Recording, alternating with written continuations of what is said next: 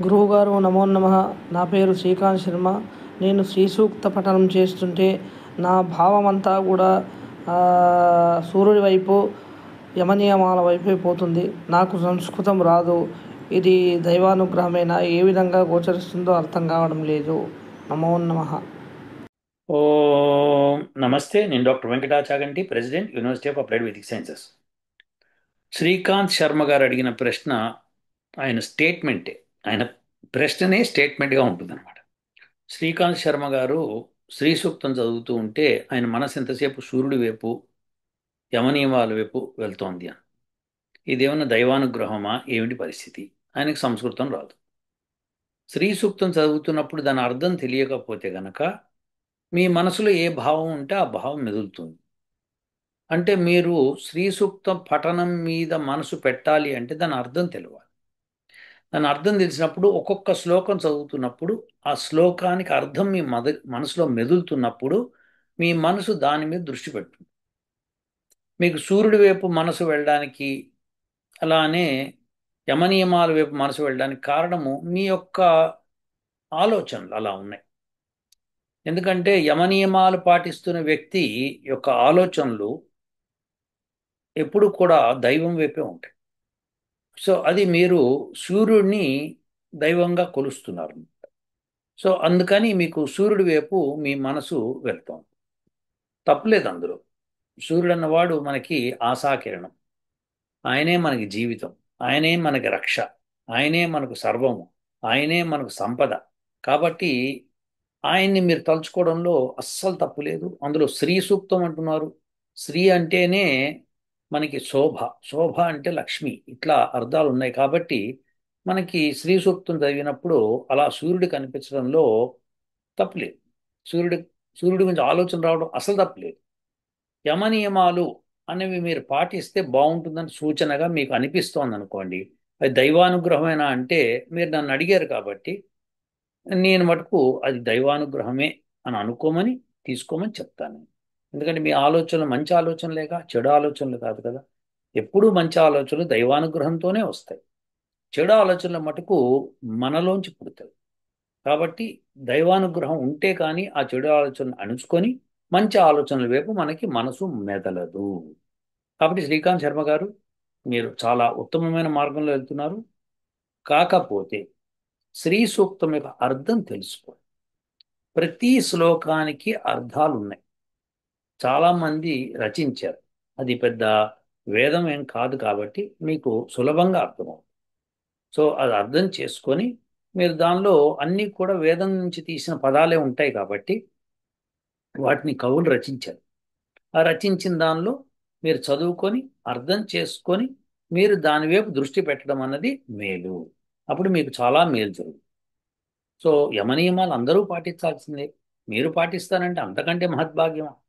అలానే సంస్కృతం తెలియదు అన్నారు. నేర్చుకోండి శ్రీకాంత్ శర్మ గారు. నేర్చుకోవడంలో ఏముంది? ఎన్ని యూట్యూబ్ వీడియోలు ఉన్నాయి. సంస్కృతం ఫ్రీగా నేర్పిస్తూ ఉంటూ ఉంటారు. చాలామంది పెడుతూ ఉంటారు. అవి నేర్చుకోండి. దాంతో మీకు కొంత సంస్కృతం వస్తుంది. సంస్కృతాన్ని మీరు అర్థం చేసుకున్న తర్వాత వ్యాకరణం నేర్చుకోవాలి. ఎందుకంటే మీకు శ్లోకాలే అర్థాలు తెలవాలంటే వ్యాకరణం రావాలి. ఎందుకంటే అవన్నీ ఛందస్సులతో కూడి ఉంటాయి. ఏ ఛందస్సుతో కూడిందన్న వ్యాకరణ సహితంగా నేర్చుకోవడమే మంచిది. మామూలు అనుకోండి, ఎలా అన్నా అర్థం చేసుకోవచ్చు. వ్యాకరణం, మంచి వ్యాకరణం పట్టు రావాలి. సో కొంత సమయం పడుతుంది. 1, 2, 3, 4, 5, 6, 7, 8, 9, 10.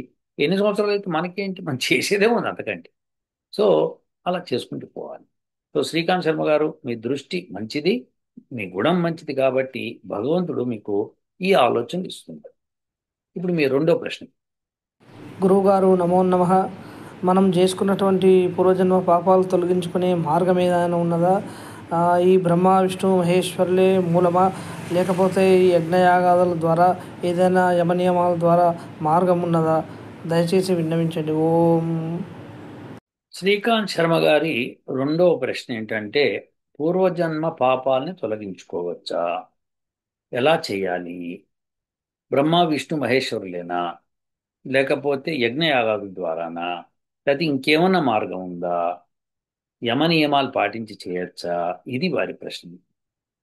శ్రీకాంత్ శర్మ గారు, జాగ్రత్తగా వినండి. ప్రతి మనిషి పాపాలు తొలగించుకోవాలనుకుంటాడు, పుణ్యాల్ని యాడ్ చేయాలనుకుంటాడు. ఎందుకంటే పుణ్యాల మూలంగా మంచి జీవితం వస్తుంది, ఉత్కృష్టమైన భవిష్యత్తు వస్తుంది, మనకి మంచి జరుగుతుంది, మనం సుఖశాంతులతోనూ సంతోషంతోనూ ఆనందంతోనూ పిల్లా పాపలతో హాయిగా కాలం గడపచ్చు. మనం ఎక్కడున్నా కానీ అక్కడంతా శాంతియుత వాతావరణం ఏర్పడుతుంది. ఇటువంటి ఆలోచనలు ప్రతి మనిషికి ఉంటాయి. ప్రతి మనిషికి, మీకే కాదు, నాకు ఉంటాయి, అందరికీ ఉంటాయి. అందరం మనం ఎక్స్పెక్ట్ చేసేది అదే కదా. మనకి అంతా మంచి జరగాలి, మనం మంచి చేయాలి, ప్రజలందరికీ మంచి చేయాలి, ప్రజలందరూ మనతో పాటు ఆ, వాళ్ళు కూడా మంచి చేయాలి. అప్పుడు ప్రపంచం శాంతియుతంగా ఉంటుంది. సర్వే జనాః సుఖినో భవంతు అని చెప్పి మన పెద్దలు చెప్పారు. సో అలా మనమంతా వెళ్ళాలి అని మనము చాలా పాటు పడుతూ ఉంటాం. అందులో డౌట్ లేదు. అయితే కానీ మనం కష్టాలు పడిపోతూ ఉంటాం అన్నమాట. కష్టాలు పడిపోతున్నప్పుడు మనం ఏమనుకుంటామంటే, మనకి మనం ఏదో పూర్వజన్మలో చాలా పాపాలు చేసాం, అందుకే ఈ కష్టాలని పడుతాం, గదహం గొడవ అయిపోయింది, ఈ పాపాలను ఎడతొలగించుకోవాలి. ఇది ఆలోచన. ఇప్పుడు మీరు పాపాలని ఊరికే ఇట్లా చిటికేస్తే పోయేది, మంత్రంతో పోయేది, తంత్రంతో పోయేది అనుకుందాం కాసేపు. పోతాయి, కానీ పోయేది అనుకుందాం కాసేపు. అనుకుంటే శ్రీరామచంద్రుడి కష్టాల నుంచి బయటపడడా? చెప్పండి. లేదంటే ఆయన పుట్టుకే అది, ఆయన వెళ్ళి అడవిలో ఉండాల్సిందే, రావణాసుని చంపాల్సిందే, ఈ సోది చెప్పేటోళ్ళని మొట్టికాయ ఒకటేయండి. శ్రీరామచంద్రుడు మానవుడు, చక్కగా ఆయన జీవితాన్ని దైవత్వానికి అంటగట్టాడు. అంటే ఆయన ప్రతీదీ ఒక దేవతలాగా పనిచేసుకెళ్ళాడు. అంటే వేదం ఏం చెప్పిందో అవే పాటించాడు. పాటిస్తూ తన ఉత్కృష్టమైన జీవితాన్ని గడిపాడు. ఎన్ని కష్టాలు పడితేనో ఉత్కృష్టమైన జీవితం గడిపాడు. అవమానాలు పడ్డాడు. ఎంత అవమానాలండి! మీరు ఇమాజిన్ చేయండి శ్రీకాంత్ శర్మ గారు, ఒక వ్యక్తి భార్యని ఎవడని ఎత్తుకుపోతే ఆ మనిషి పరిస్థితి ఏమిటి ఆలోచించండి సార్. అందులో శ్రీరామచంద్రుడు ఏంటి, వీరుడు, శూరుడు, ధీరుడు. అటువంటి వ్యక్తి భార్యను ఒకటి ఎత్తుకుపోయాడంటే ఆయనకి ఇంకా ఆయనకి జీవితం ఏంటి అయింది ఆలోచించి చెప్పండి. అలాంటి వ్యక్తి అన్ని అవమానాలు పడ్డాడు. సరే పడ్డాడు కదా అని మెల్లగా వస్తూ ఉంటే ఆయన్ని శబరి టెస్ట్ చేసింది. పోని శబరి అంటే భక్తురాలు టెస్ట్ చేసింది. ఆంజనేయుడు టెస్ట్ చేశాడు. సరే ఆంజనేయుడు అంటే జ్ఞాని టెస్ట్ చేశాడు. సుగ్రీవుణ్ణి స్నేహితుడుగా తీసుకున్న తర్వాత కూడా సుగ్రీవుడు నీ బలం మీద నాకు నమ్మకం లేదన్నట్టుగా టెస్టులు పెడతాడు. 2 టెస్టులు పెడతాడు, ఒకటి కాదు, 2 కాదు. సో అవి పెట్టి అప్పుడు వారితో యుద్ధానికి వెళ్తారు. అంటే అది అవమానమే. శ్రీరామచంద్రుడు లాంటి వాడికి, వీరుడు ధీరుడు అన్న వాడికి కూడా పరీక్షలు పెడుతున్నారు అంటే, పాపం ఆయన భార్య పోయి ఆ దుఃఖంలో తిరుగుతూ ఉంటే ఆయన్ని పరీక్ష పెట్టారు. అది పరీక్ష పెట్టిన వాళ్ళ లోపం ఉంటుంది కానీ పరీక్షింపబడ్డవాడి లోపం కాదు. ఇది గుర్తుపెట్టుకోవాలి. అది రామచంద్రుడు ప్రూవ్ చేసుకున్నారు. మీరు కూడా అంతే. శ్రీకాంత్ శర్మ గారు, మిమ్మల్ని పరీక్ష పెడుతున్నారు అనుకోండి, మీరు పరీక్షకి తల వంచేసి కింద పడిపోకూడదు, నిలబడాలి. నిలబడి మిమ్మల్ని మీరు ఒక వ్యక్తిగా ప్రూవ్ చేసుకోవాలి. కష్టపడాలి, డబ్బులు సంపాదించాలి, ఎలా సంపాదించాలి, భార్యని బిడ్డని ఎట్లా రక్షించుకోవాలి, ఎట్లా వాళ్ళని సుఖపెట్టాలి, ఈ ఆలోచనలు పెంచుకోవాలి. ఏ మార్గం అయితే అలా అవుతుంది, ఎలా అయితే నా జీవితానికి కొంత డబ్బులు వస్తాయి అనే ఆలోచన పెట్టుకోవాలి. పెట్టుకొని దానికోసం ప్రయత్నం చేయాలి. చేయటంలో ఎక్కడ ధర్మం తప్పకూడదు సుమా. ఇది విశేషం. చేయాలి. రామచంద్రుడు అదే చేశాడు. అప్పటికి వచ్చిన తర్వాత, లంకకి వచ్చిన తర్వాత అక్కడ అవమానం. అక్కడ అంగదుడిని పంపించి, అరే బాబు నువ్వు కాస్త నువ్వు రాజీకి వచ్చి నువ్వు గబగబా నా భార్యను అప్పచెప్పు, నీ ఇటు నుంచి ఇటు పోతానన్నాడు. అంటే కూడా రావణాసుడు తూ హో అన్నాడు. అంటే సరే అని యుద్ధానికి దిగాడు. లక్ష్మణుడు మూర్చపోయాడు. ఇంకేముంది నా జీవితం, నా లక్ష్మణుడే మూర్చపోయితే నాకు అక్కర్లేదు ఇంకెవరు అని చెప్పి ఏడ్చేశాడు.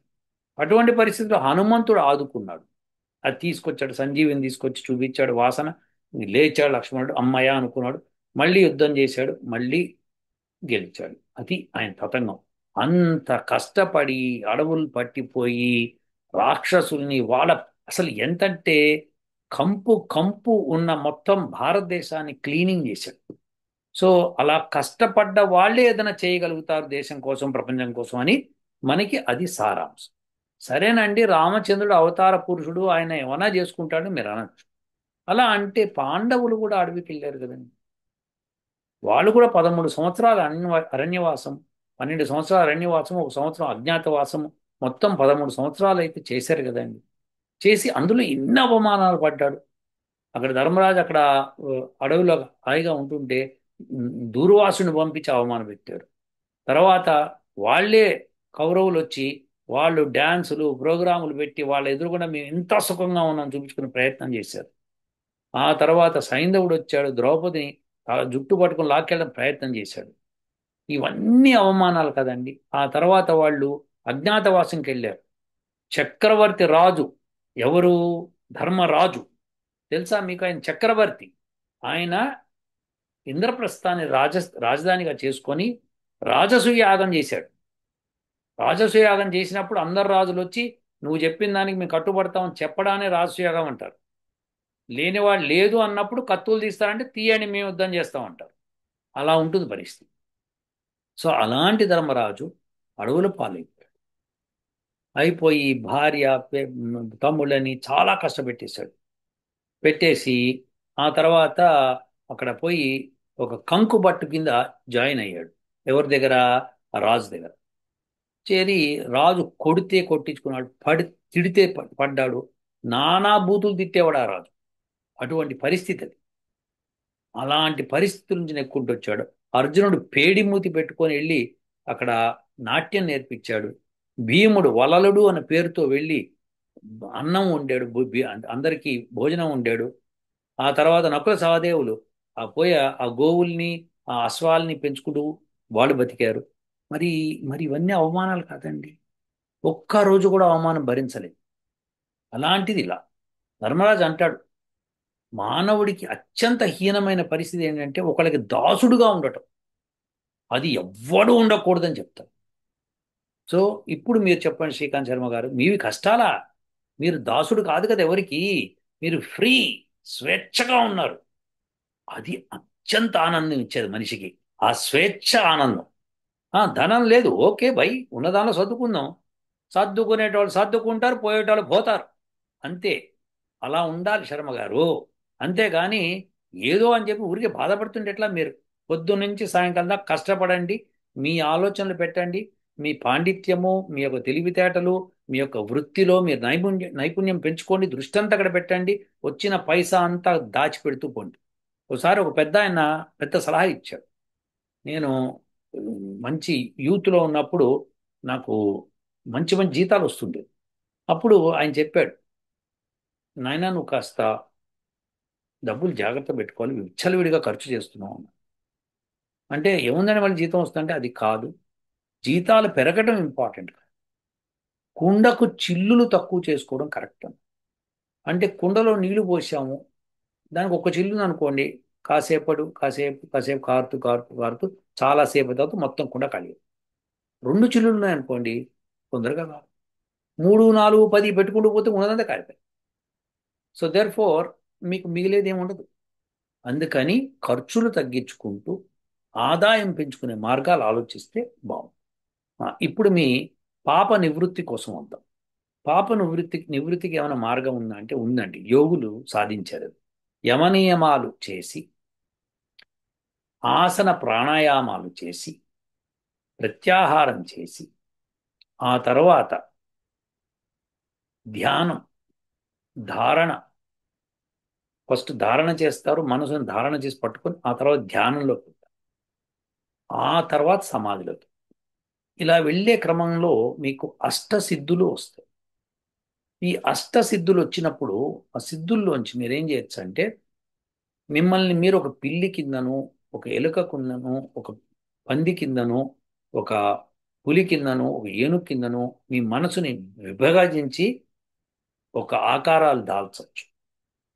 అవి పడే కష్టాలన్నీ మీ కష్టాల్లోంచి భాగాలుగా వెళ్ళిపోతాయి. అవునండి, ఇది సాధ్యం. అప్పుడు మీ కష్టాలు లేకుండా. అంతేకాకుండా అణిమ, గరిమ, మహిమ, లగిమ ఇలాంటి అనేకమైన శక్తులు మీకు వచ్చి మీకు దక్కందంటూ ప్రపంచంలో ఏమి ఉండదు. మీరు కావాలనుకుంటే ప్రపంచాన్ని చిటికతో శాసిస్తారు. అది సాధ్యం అవుతుంది ఎప్పుడు మీరు ఆ స్టేజ్కి వచ్చింది. కానీ అలాంటి స్టేజ్కి వచ్చేప్పుడు హాయి కష్టపడి పని చేసుకుని డబ్బులు సంపాదించుకుంటే మీరు సుఖంగా ఉంటారు. అదొక అద్భుతమైన ఆనందం. అలా చేయగల స్థితి మీకు వస్తుందని నేను ఆశిస్తాను. చేయగలిగితే దానికోసం సంసారం వదిలేసి, పిల్లల్ని వదిలేసి, పెళ్ళాన్ని వదిలేసి ఎక్కడికి వెళ్ళక్కర్లేదు. హాయిగా ఉంటూ రోజు కొద్దిసేపు అలా ప్రాక్టీస్ చేస్తూ ఉంటే ఏజ్తో పాటు దాన్ని పెంచుకుంటూ పోతుంది. అది బెస్ట్. సో అప్పుడు అది సాధ్యం అవుతుంది. అలా కాకుండా మీరు కేవలము నీకు వెంటనే ఇలా చిటికలో వచ్చేయాలంటే రాదు. అలా కాదు, అలా మనకొద్దు. ఇది దృష్టిలో పెట్టుకోండి. సో మీ ప్రశ్నకి సమాధానం వచ్చింది అనుకుంటాను. సో మీరు అది చేస్తే అద్భుతంగా ఉంటుంది. ఇప్పుడు మీ మూడో ప్రశ్నకి. గురువుగారు నమో నమః. నా భావాల్ని నా వీడియోల ద్వారా అర్థం చేసుకుంటారని నేను ఆశిస్తున్నానండి. అయితే నేను సంధ్యావందనం తర్వాత సత్యాన్ని తెలుసుకొని నా మనసులో మెదులుతున్నది. మరి కంటితో చూసేది మనసును ఏ విధంగా కంట్రోల్ చేయాలనో అర్థం కావడం లేదు. ఏమైనా నిగూఢ రహస్యాలు ఉన్నాయా గురువుగారు? నమో నమః. శ్రీకాంత్ శర్మ గారు, మీరు సంధ్యావందనం చేస్తున్నారు, అన్నీ బాగున్నాయి. తర్వాత కంటితో చూస్తున్నప్పుడు కొన్ని కొన్ని విషయాలు మనసుని చలింపజేస్తున్నాయి. మరి వాటి నుంచి ఏమన్నా బయటపడడానికి ఉందా? అలా చలింప చేయకుండా నిశ్చలంగా ఉండడానికి ఏమైనా ఉందా? ఏమైనా మార్గాలు ఉన్నాయా? నిగూఢ రహస్యాలు ఉన్నాయా? ఇది మీ ప్రశ్న. ప్రతి మనిషి చంచల చిత్తుడే. ఇంకా అందులో మీకు మనిషే అన్నప్పుడు ఆ ఋషులు కాదండి, వాళ్ళు మునులు, వాళ్ళైతే చంచల చిత్తులు కారు. ఎవరు చెప్పారండి? మనకి విశ్వామిత్రులు వారు తెలుసు, దూర్వాసులు వారు తెలుసు. ఎంతమంది ఋషుల పేర్లు చెప్తుంటే అందరూ చంచల చిత్తులే. అందరూ ఆ ఋషిత్వానికి వెళ్తారు, మళ్ళీ చంచల చిత్తం అవుతారు, మళ్ళీ బయటకు వస్తారు, మళ్ళీ వాళ్ళు రియలైజ్ అయ్యి మళ్ళీ బ్యాక్కి వెళ్తారు. ఇవన్నీ బ్యాక్ అండ్ ఫ్రంట్ నడుస్తూనే ఉంటాయి. కాబట్టి మీరు ప్రపంచంలో చూస్తున్న వాటిని మీకు మనసులో మెదిలినప్పుడు మిమ్మల్ని డిస్టర్బ్ చేస్తున్నాయి అనుకోండి. అవి సహజం. అది అందులో మీరు దాని గురించి భయపడిపోవాల్సింది లేదు. ఇప్పుడు మీకు శర్మ గారు, మీకు ధూమ్రపానం అంటే సిగరెట్ తాగడం అలవాటు లేదనుకోండి. మీ స్నేహితుడికి విపరీతమైన సిగరెట్ స్మోకింగ్ అలవాటు ఉందనుకో. మీ ఇద్దరు ఒక పాన్ డబ్బా ఎదురుగు నుంచి వెళ్తున్నారు. అప్పుడు అక్కడ ఏదో సిగరెట్ బొమ్మ అది కనిపించగానే ఎవరో ఇట్లా సిగరెట్ తాగుతున్నట్టు ఉందనుకోండి. అది మీరు చూస్తారు, అతను చూస్తాడు. మీకు ఏమాత్రం నాలికలో స్పందన ఉండదు. మీ మెదడులోకి ఆలోచనలు రావు ఏది సిగరెట్ తాగాలని. కానీ అతనికి మటుకు అబ్బా, ఒక్క సిగరెట్ దమ్ము లాగితే బాగుంటుంది అనిపిస్తుంది. అంటే అలవాటు ఉన్నవాడికే అలాంటి ఆలోచనలు వస్తాయి. లేదు, అలవాటు చేసుకోవాలనుకున్న వాడికి వస్తాయి. ఈ ఇద్దరికీ వస్తాయి. అలవాటు లేదు, అలవాటు చేసుకోవాలన్న ఐడియాను లేదు, వాళ్ళకి రావు. ఏమి రావు. వస్తాయి, దగ్గరకు వచ్చి మీ గుండె తలుపు కొడతాయి. కానీ మీరు పలకరు, వాటికి మీరు స్పందించరు. ఉమ్. ఏమి చెవిటి వాళ్ళలాగా కూర్చుంటారు.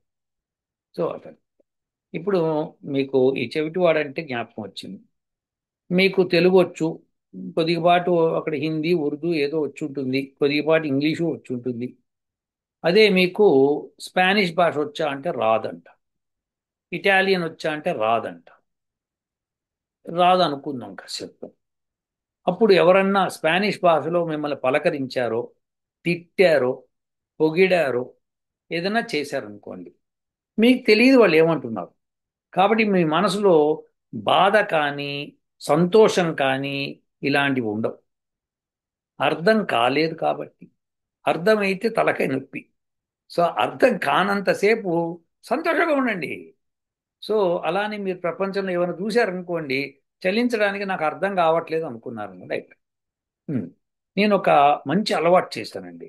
అదేంటంటే, నాకు ఆగ్రాపేట అంటే భలే ఇష్టం. భయంకరమైన ఇష్టం. తినేయాలని కోరిక ఎక్కువగా.